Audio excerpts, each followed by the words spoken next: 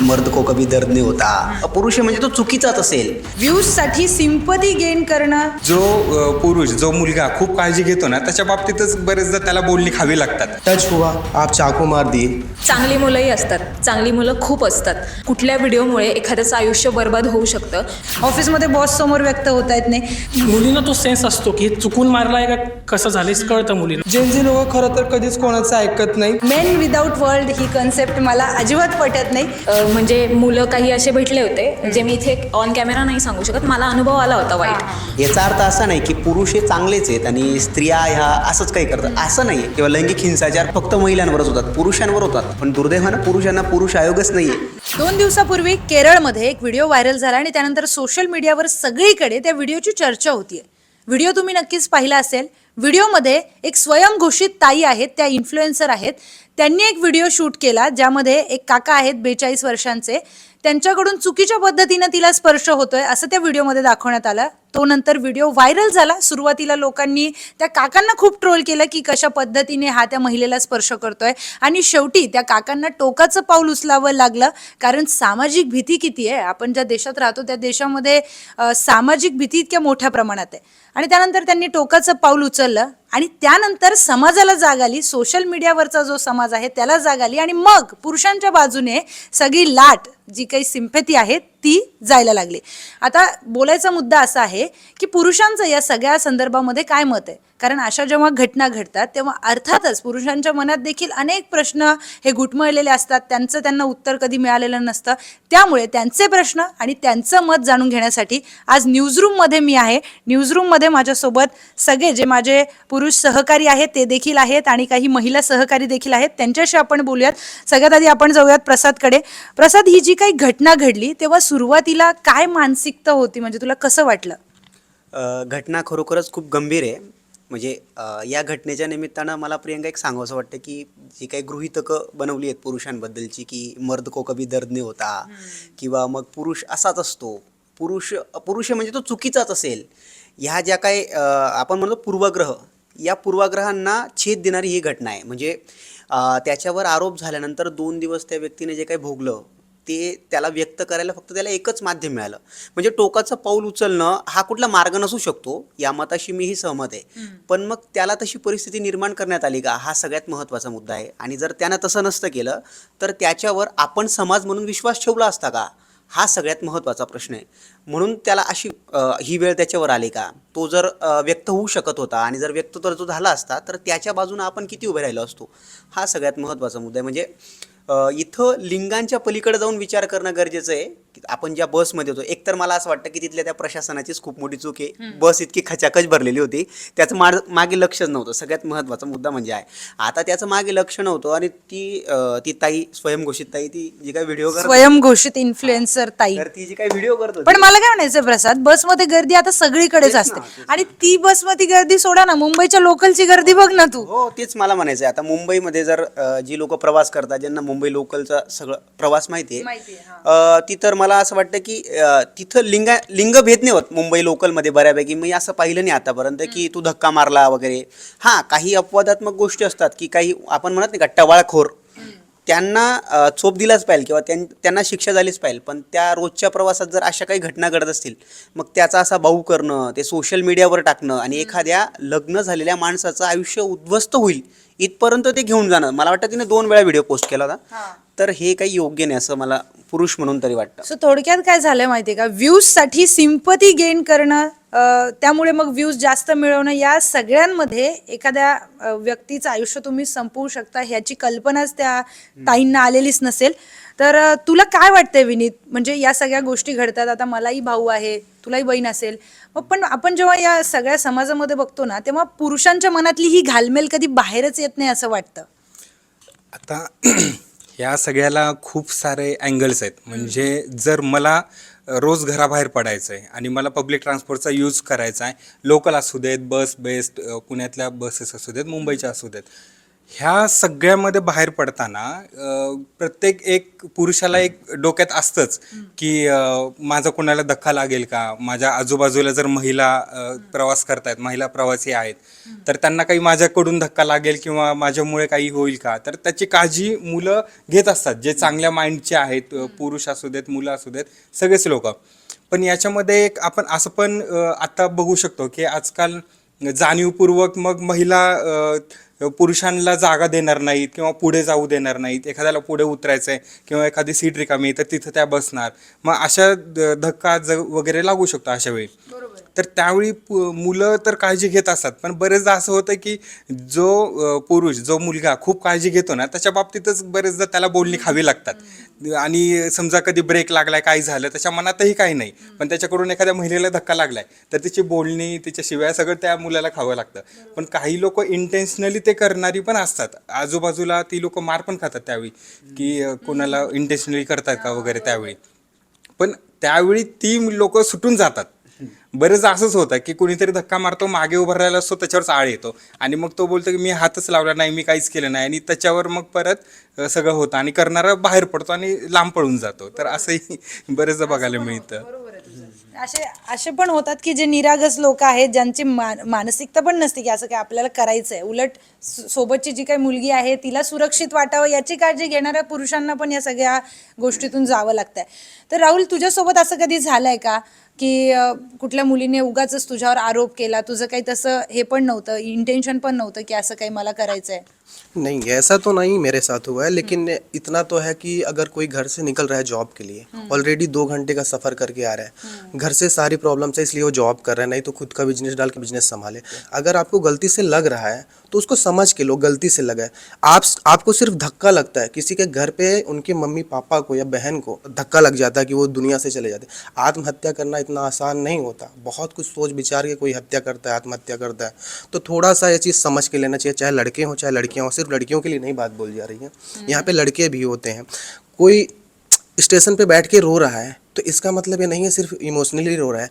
अब ये 2 घंटे सफ़र करके आया है, थक गया है, वो रो रहा है.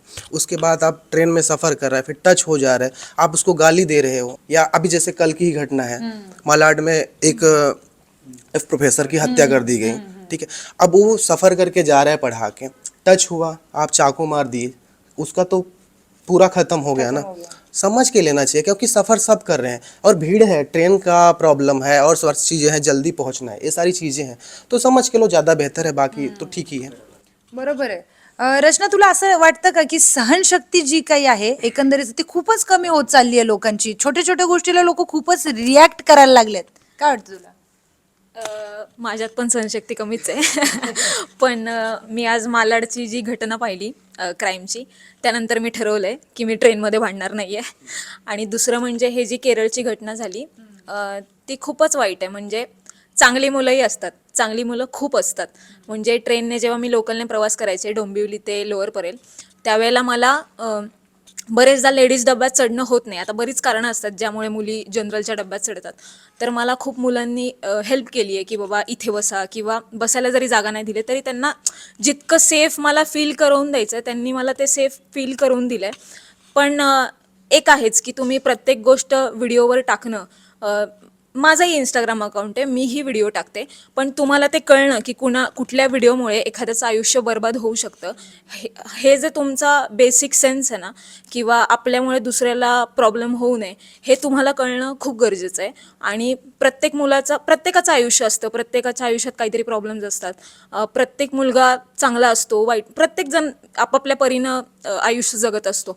पण हे सगळं टाकल्याने त्याच्यावरही परिणाम होऊ शकतो, जसं की त्या केरळच्या मुलासोबत झालं.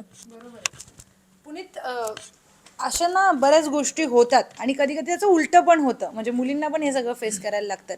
पण काही काय असतं ना की पुरुष ना घरी व्यक्त होऊ शकतोय, ना तो ऑफिसला व्यक्त होऊ शकतोय, ना तो पर्सनल स्पेसमध्ये व्यक्त होऊ शकतोय. कारण समोरची व्यक्ती इतकी इमोशनल झालेली असते, तिच्या आयुष्यात बऱ्याच गोष्टी चाललेल्या असतात, त्यामुळे ह्याला कुठेच व्यक्त होता येत नाही. ऑफिसमध्ये बॉस समोर व्यक्त होता येत नाही. मग त्या सगळ्यांमुळे काय होतं की प्रवासात किंवा अननोन व्यक्तीवर तो राग निघतो आणि अशा सगळ्या गोष्टी घडतात. नक्कीच. कारण आपण बघतोय की आपण मुंबईत राहतो, तर मुंबईमध्ये लोकलला प्रचंड गर्दी असते. तर या लोकलमध्ये लोक म्हणजे लोक अक्षरशः जातात. तर विषय असा होतो की कधी कधी आपण पण खूप ट्राय करतो की या गोष्टी होऊ नयेत, पण कधी कधी चुकून धक्का लागतो किंवा इंटेन्शन नसतं त्या व्यक्तीचं की त्या धक्का लागावा असं, पण चुकून लागतो. तर यावेळेस आता असं होतं की तो व्यक्ती त्याच्या झोनमध्ये असतो, आपण आपल्या झोनमध्ये असतो, आपल्याला ऑफिसला जायची घाई असते आणि अशा अनेक गोष्टी घडतात. पण चुकून जर धक्का लागला तर मला तरी वाटतं काहीतरी समजून घ्यायला, म्हणजे मुलींना तो सेन्स असतो की हे चुकून मारला आहे का कसं झालं हे कळतं मुलींना. तर त्या बाबतीत मुलीने थोडं समजलं असं मला वाटतं. अगदी महत्वाचं आहे, कारण आता रचना पण असेल, मी पण प्रत्येक मुलीला तो सेन्स असतो की आपल्याला कुठल्या पद्धतीने स्पर्श झालाय, चुकून झालाय का. चुकून झालेला स्पर्श लगेच कळतो, किती गर्दी असेल तरी. तुला काय वाटतं, कारण की काय आहे की आपण बदलत जाणारा एक समाज बघतोय सध्याच्या काळात. आता तर जेन झी, आता जेन अल्फा पण आहे, सोशल मीडियाचा एक वेगळाच समाज आहे. त्या सगळ्यांमध्ये एकंदरीत बघितलं तर या प्रकरणाबद्दल तुला काय वाटतं? मी सर्वात प्रथम असंच बोलेल की आपण जेव्हा ट्रेनमध्ये प्रवास करतो त्यावेळी आपल्याला कळलं पाहिजे की बाबा आपला पाठचा जो व्यक्ती आहे तो आपल्याला कशा पद्धतीने टच करतोय. जोपर्यंत आपल्याला कळत नाही तोपर्यंत आपण म्हणजे उगाचच विनाकारण आपण उगाचच आवाज चढवायला नको समोरच्या व्यक्तीवरती. कधी कधी मोठ्या प्रमाणावरती गर्दी असते. मुंबईसारख्या लोकलचा प्रवास आपण जर का घेतला तर म्हणजे बाय एक्झाम्पल कर्जतवरून ट्रेन येत असेल तर ती विठ्ठलवाडी किंवा अंबरनाथपर्यंत खचाखच भरलेली असते. म्हणजे अक्षरशः कल्याण डोंबिवलीसारख्या लोकांना चढायला देखील मिळत नाही. तर अशा वेळेस सपोज कधी जेंट्स डब्यामध्ये लेडीज चढली तर ठीक आहे, म्हणजे असं मुद्दामून तर कोण कधी धक्का मारत नाही. तर सपोज चुकून लागला तर थोडं समजून घ्यायला पाहिजे. राहिलं जेन झी लोकांचं, जेन झी लोक खरं तर कधीच कोणाचं ऐकत नाहीत. ते नेहमी स्वतःचं म्हणजे हक्क गाजवायला बघतात. मी स्वतः जेन झी आहे. कधी कधी होतं असं की बाबा मी स्वतःचा हक्क गाजवतो, बट हे असं म्हणजे पब्लिक प्लेसमध्ये तरी नाही व्हायला पाहिजे. आपण कुठे कसं वागतोय याची प्रत्येकाला जाणीव असली पाहिजे. अगदी महत्त्वाचा मुद्दा तू मांडलेला आहेस. मला एक सांगायचं होतं की मला असं जाणवलं एकंदरीत की मुलं आतून खूपच घाबरलेले आहेत. म्हणजे अशा काही जेव्हा गोष्टी घडतात ना तेव्हा त्यांना ते कसं हँडल करायचं, आणि ते सगळं बघितल्यानंतर आपण बघतोय रचना, केरळमध्ये तू एक व्हिडिओ पण केला होता की केरळमध्ये बॉक्सेस घालून आता सगळे मुलं प्रवास करायला लागतात, कारण की दाखवत आहेत की आमचं काही नाही आहे, आम्ही तुम्हाला टच करत नाही होत, त्यामुळे इश्यू नको क्रिएट व्हायला काही. सो माझ्यासोबत एक किस्सा सांगते. मी त्याच्यावर एक रील पण बनवली होती की मी पण जनरल डब्यानी ट्रॅव्हल करत होते मुंबई टू पुणे, आणि मला हाऊस की ऐन वेळ गेले आणि बसले त्या जनरल डब्यामध्ये जाऊन. तर तिथे पाय ठेवायला पण जागा नव्हती. म्हणजे जमलं तर आम्ही ते व्हिज्युअल्स पण टाकू साईडला की तिथे पाय पण ठेवायला जागा नव्हती त्या ट्रेनमध्ये. इतका खचाखचतो भरलेला होता डबा, आणि मी एकटीच मुलगी होती त्या पूर्ण डब्यामध्ये. सगळे मुलं खचाखच भरलेला. राहुल, तू पाहिलास तो व्हिडिओ. तर तुला सांगते मी, आता खूपच म्हणजे तुम्हाला विश्वास नाही बसेल माहीत नाही, पण मला एकही चुकीचा स्पर्श नाही झाला. आता तो व्हिडिओ जर बघितला तुम्ही तर त्याच्यामध्ये असं आहे की आम्ही सगळे असे खेटून उभे होत एकमेकाला, पण मला एक पण चुकीचा स्पर्श नाही झाला. जसं तू म्हणाला की मुलींना कळतं चुकीचा स्पर्श, उलट मला हे जाणवलं की ते मला प्रोटेक्ट करत होते की मला उगाच कुठं टच नको व्हायला कुणाकडून चुकून. कारण जेव्हा नवीन लोक भरायचे, जसं जसं एक एक स्टेशन पुढे जात होतो नवीन लोक आतमध्ये घुसत होते नाही म्हटलं तरी, मग हे मुलं मला पटकन प्रोटेक्ट करायचे की अरे ताईला धक्का नको लागायला. आणि त्यांना हे पण माहीत नाही मी पत्रकार आहे, मी कोण आहे मुळात, माझं एक्झिस्टन्स त्यांना माहीत नाही. त्यात पण ते ट्राय करत होते की मला नको धक्का लागायला, आणि ताई ताई ताई असं शेवटपर्यंत. बरं, इतकंच नाही, कोणीच कोणाला ओळखत नाही. पुण्याला आम्ही पोहोचलो, स्टेशनच्या बाहेर आलो, ही मुलं कुठेच गेली नाही जोपर्यंत मला ऑटो नाही मिळत. माझं नाव माहीत नाही, मी काय करते. चला आता पत्रकार असेल तर पुढे पुढे करणं लोकांचं वेगळी गोष्ट आहे. एक नॉर्मल मुलगी, मला ऑटो मिळेपर्यंत ते सगळे थांबले. मला ऑटोमध्ये बसवलं, मला म्हटलं ताई व्यवस्थित जा. म्हटलं तुम्हाला कुठे नाही, आम्ही जातो आता, तू एकदा गेलीस की आम्ही जातो. सो मला आयुष्यात इतकी चांगली मुलं भेटलेत, अननोन नोन मित्र सगळेच, म्हणजे खूपच भारी. त्यामुळे वाईट मुलांचा अनुभव कसा असेल किंवा मुलींना मग अशातून जावं लागत असेल नाही माहिती, पण मेन विदाऊट वर्ल्ड ही कन्सेप्ट मला अजिबात पटत नाही. मेन विथ वर्ल्ड आणि men are the most amazing creature on this planet, असं माझं मत. काय होतं माहितीये का, मला एक मुद्दा यात मांडायचा आहे की मला पुण्याच्या गणपतीत असं झालं होतं माझ्यासोबत की जरा प्रॉब्लेम झाला होता. म्हणजे मुलं काही असे भेटले होते जे मी इथे ऑन कॅमेरा नाही सांगू शकत, मला अनुभव आला होता वाईट. पण काय होतं माहितीये का, त्याचा व्हिडिओ तुम्ही सोशल मीडियावर नाही टाकू शकत.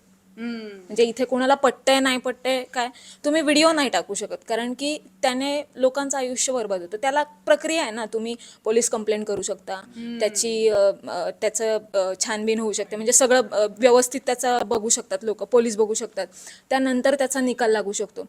सोशल मीडियावर टाकल्याने काय होतं, मी लिंक्डइनची पण एक पोस्ट वाचली होती आणि ती मी त्या दिवशी व्हिडिओमध्ये पण सांगितली होती, की एका व्यक्तीने लिहिलं होतं त्या लिंक्डइनच्या पोस्टमध्ये, की सोशल मीडियावर जर व्हिडिओ टाकला ना तर लोक न्याय पण स्वतःच देतात, गुन्हेगार पण स्वतःच ठरवतात, विक्टिम म्हणजे कोणी सहन केलं असेल कुणी नाही केलं असेल हे स्वतःच ठरवून मोकळे होतात.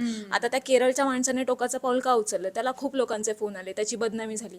कोणी केली बदनामी? सोशल मीडियावरच्या लोकांनी केली. मग ही काय व्यवस्थित म्हणजे हे नाहीये. म्हणजे तुम्हाला काय वाटतं की सोशल मीडियावर टाकणं काही हे अंतिम हे नाही, म्हणजे याने काय होतं, बरोबर आहे. आणि मलाही वाटतं सोशल मीडियावर नाही टाकायला पाहिजे. ज्याने काय होतं की एकतर सामाजिक जे मध्ये आपण व्यक्ती तो विचार करतो की आता काय होणार, म्हणजे त्याला त्या प्रकरणाचं लक्षात राहत नाही, पण त्याच्या डोक्यात असं होतं की आता माझं काय होणार, आता काय होणार, मला लोक ट्रोल करतील, लोक मला बोलतील, लोक काय काय कमेंट करतील. मुलींना इज्जत जायची भीती असते ना, तशी मुलांना पण असते. असं नसतं की फक्त मुलींनाच हे असतं. आणि यात मला वाईट काय वाटतं माहितीये का, ज्या मुली खरंच सफर करतात ना त्यांच्यावर आता कोण विश्वास ठेवेल? अगदी अगदी महत्वाचा मुद्दा आहे. हा खरंच महत्वाचा मुद्दा आहे, कारण ज्यांना खरंच असे स्पर्श होतात, आता त्या तर व्हिडिओ बनवत नाही, अशा लोक नाही बनवत जास्त व्हिडिओ, त्या तर घाबरलेल्या असतात, प्रवास करताना पण अशा थोड्या दबून असतात की टच नको व्हायला कोणाचा, पण त्यांच्यावर आता विश्वास कसा ठेवणार प्रसाद? बरोबर आहे. आणि म्हणजे मुद्दा हाच आहे की मला रचनाचा हा मुद्दा खूप आवडला की सोशल मीडियावर आपण एखाद्या आरोप करणं, थेट मग लोकांनी त्याच्यावर प्रतिक्रिया नोंदवून काय म्हणतात निकाल लावणं त्या मुद्द्याचा, आणि मग तो आरोपीच आहे असं थेट त्याला आरोपीच्या पिंजऱ्यात उभं करणं, याच्यामुळे ही घटना घडली. म्हणजे कदाचित असं असू शकतं, तिला वाटलं असेल चुकीचा स्पर्श झाला असं, पण तिच्याकडे मार्ग होता, वेगळा मार्ग होता, ती तक्रार करू शकत होती. मला वाटतं तिने अजूनही तक्रार केली नव्हती की तिला असा काही स्पर्श चुकीच्या पद्धतीने झाला आहे असं. तिने थेट तो व्हिडिओ सोशल मीडियावर पोस्ट केला, पण त्याची प्रतिक्रिया ही जी उमटली ही चुकीची आहे.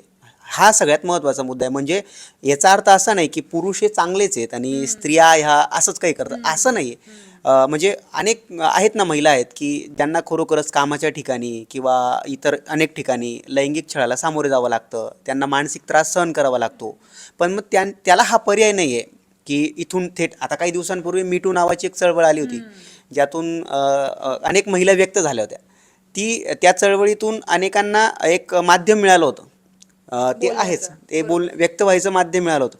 पण हा प्रकार तसाही नव्हता काही, हा एक वेगळाच प्रकार होता. म्हणजे ही लोक एकमेकांना ओळखतही नव्हती माझ्या माहितीनुसार, की जस्ट असं अनोळखी होती.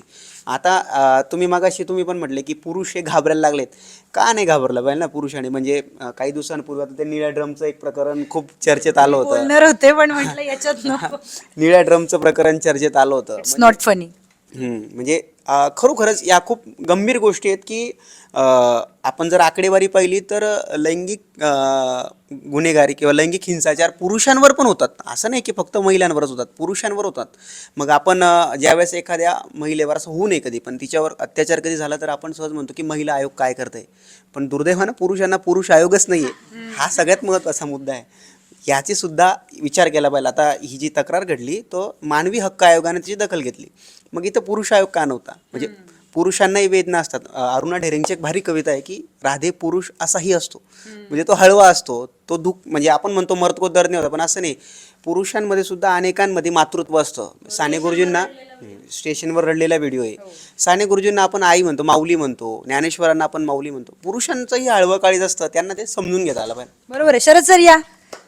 तर केरळमध्ये जे काही प्रकरण झालं होतं त्यामध्ये मग आधी सुरुवातीला त्या काकांना खूप ट्रोल केलं की त्यांनी चुकीचा स्पर्श केला, पण त्यानंतर जेव्हा त्यांनी टोकाचं पाऊल उचललं आणि लोकांना सगळं सत्य कळालं, समोर आलं, त्यानंतर मग लोकांनी त्या मुलीला ट्रोल करायला की तू असं चुकीचा व्हिडिओ टाकला, त्यामुळे त्याने आयुष्य संपवलं.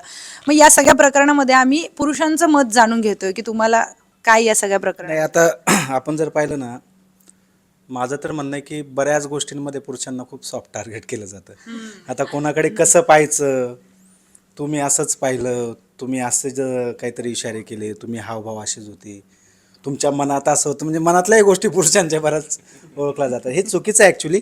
आणि बेसिकली आपण जर केरळमधल्या घटनेबद्दल बोलायचं म्हटलं तर तिथे अतिरेक आहे काही गोष्टींचा, सोशल मीडियाचा हा गैरवापर आहे. एखाद्या माणसाला बदनाम करण्यासाठी आता काहीतरी कोणाला काही सांगत जाण्याची गरज नाही आहे. तुम्ही एक व्हिडिओ टाका, तुम्ही एक फोटो शेअर करा लोकांशी, ते आपोआप त्याची बदनामी तिथे सुरू होईल. त्याच्यामुळे केरळमधली घटना ही खरं तर निषेधार्ह अशीच म्हणता येईल. बरोबर आहे. सोशल मीडियावर खरं तर कॅरेक्टर असॅसिनेशन सुरू करायला लागतो आपण. मग त्याच्यासाठी कोर्ट आहे ना. आपण सोशल मीडिया जज का बनतोय? लगेच मतप्रवाह यायला लागतात आणि लगेच मग सुरुवातीला त्या काकांना ट्रोल झालं. तितकं ट्रोलिंग झालं नसतं तर त्यांनी मला नाही वाटत तितक्या टोकाचं पाऊल उचललं असतं. सो अशा सगळ्या गोष्टी आहेत. एंड नोटला आपण बोलूयात रचनाशी की एंड नोटमध्ये काय वाटतंय तुला? मला असं वाटतं की आपण ज्याही गोष्टी सोशल मीडियाचा ज्या पद्धतीनं वापर करतोय त्या पद्धतीनं आपण नीट वापर करावा, नाहीतर त्याच्यावर लवकरच नियम लागू करण्यात येतील आणि ते आपल्याचमुळे केले जातील नियम लागू, असं मला वाटतं. आणि मुलींनी थोडंसं सॉफ्ट टार्गेट, जसं आता सगळे म्हणतात की सॉफ्ट टार्गेट करणं कमी करावं, बंद करावं, तर ते केलं पाहिजे. कारण की आपलाच भाऊ आहे, एखादा मुलगा, त्याच्या घरात कोणाचा तरी मुलगा आहे, कोणाचा तरी नवरा आहे, कोणाचा तरी भाऊ आहे, तर मग जशा मुली आहेत तसे मुलंही आहे, प्रत्येकाचं अस्तित्व आहे. तर मग थोडं कंट्रोल केलं पाहिजे काहीही पोस्ट करताना आणि कोणाचीही बदनामी करताना, कारण की लोक निकाल लावून रिकामे होतात. आणि या सगळ्यामध्ये सगळ्यात वाईट काय आहे ना, की ज्या मुलीला हे सगळं सफर करावं लागतंय ना, त्या मुलीवर कोणी विश्वास नाही ठेवणार. कारण की जर तुम्ही सगळंच सोशल मीडियावर टाकता तर मग तुमच्या 100पैकी एक मुलगी जी खरं बोलत असेल ना, तिच्यावर 99 मुलींमुळे कोणी विश्वास नाही ठेवणार, असं मला वाटतं. अगदी महत्त्वाचं आहे. त्यामुळे असे सगळे प्रकार घडल्यावर जे ॲक्च्युअल विक्टिम्स असतात ना, त्यांच्याकडे कोणी लक्ष देत नाही किंवा त्यांना पण तो पण ड्रामा वाटतो लोकांना. त्यामुळे आपण जरा जज न करता जरा कोलॅबरेशनमध्ये विश्वास ठेवावा, कोऑपरेशनमध्ये विश्वास ठेवा, असं मला वाटतं. आणि मुलं मुली दोघीही भारी आहेत. त्यामुळे असे काही प्रकार तुम्ही करू नका. धक्काबिक्का लागला तर तिथेच भांडा, व्हिडिओ काढून टाकू नका सोशल मीडियावर. तिथेच थोडंसं वादावादी करा, थोडक्यात घ्या आणि निपटून घ्या. उगाच वादवाद म्हणजे तो ह्याच्यासारखा मालाडसारखा वाद नाही, इतका टोकाचा नाही. शाब्दिक वाद, नाही तर म्हणतील न्यूज 18 मराठीवाले वाद करायचं सांगतात. शाब्दिक वाद करा आणि मिटून घ्या, थोडक्यात मिटून घ्या, असं मला म्हणायचं. कारण प्रत्येकाचं आयुष्य आहे, एकदा आयुष्य गेलं की मग ते परत आणणं ते कुणाच्याच हातात नाही आहे. त्यामुळे येस, ऑन दॅट नोट आम्ही हा व्हिडिओ थांबवतो. पण तुम्हाला काय वाटतं, तुमच्यासोबत असं सगळं कधी घडलंय का? तुमच्या मित्रांसोबत कधी घडलंय का? तर तुमचा अनुभव आम्हाला कमेंटमध्ये नक्की सांगा. कारण आम्ही तुमच्या प्रत्येक कमेंट वाचतो. हे जरी किती आव्हानात असले तरी आम्ही तुमच्या कमेंट वाचतो आणि एकेकाला नाव घेऊन कमेंट केले तर आम्हाला जरा जास्त भारी वाटतं. आणि हो, पाहत राहा न्यूज 18 मराठी, आवाज महाराष्ट्राचा.